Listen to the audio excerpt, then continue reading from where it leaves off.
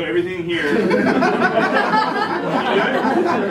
all this stuff here, it weighs a lot, but then don't forget you still have to carry an axe belt that has equipment on it. You have to put an axe right here in case you're crawling in and suddenly something happens, you got to breach a wall or you do something, you have some kind of tool that's going to help you get out of there. Do you see how we help them put all this stuff on? You have to do that by yourself within 1 minute or we're leaving you. Yeah. Okay, so when the tones go off and you hear the address, 1401 98th Ave, okay, that's us.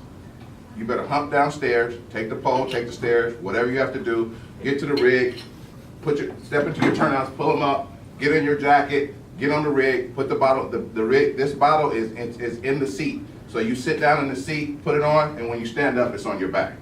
All right, but you're doing all that while we're flying down the street to the fire. Okay, so everything happens really quickly. So, but you're going to do this in the academy. You're going to do this 1,000 times, and in your career on probation, you're going to throw your bottle 1,000 times. So it becomes like second nature. Assassin's Creed. You guys know these games, yeah? When I was sitting where you guys were sitting in high school, I wanted to go to art school because I loved art.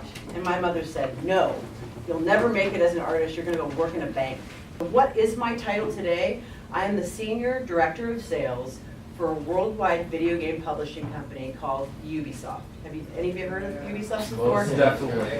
Most definitely. It's the #3 company in the world. This is emerging now as a huge platform and also a place for you guys to spend time in the future if you really are a good video game player. You know, last year, ending on September 30th, I was the president of the California Peninsula chapter of ASID. At this age, I'm 77 now, as I told you. And so we, each conversation, and we wound up winning awards. But it wasn't because of the idea of, hey, we want to win an award on this. It was the idea of doing the best for these people.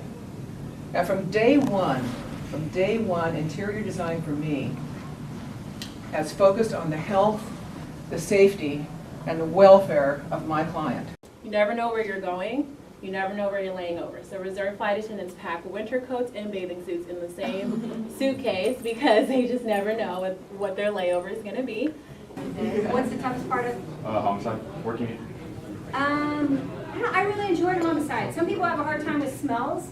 You do a lot of autopsies, and that can be a little intense. Or if you're at a scene of someone who's been deceased for a while, that can be a little intense. So that can be a tough part of it. Probably the hardest part for me is I had several child homicides.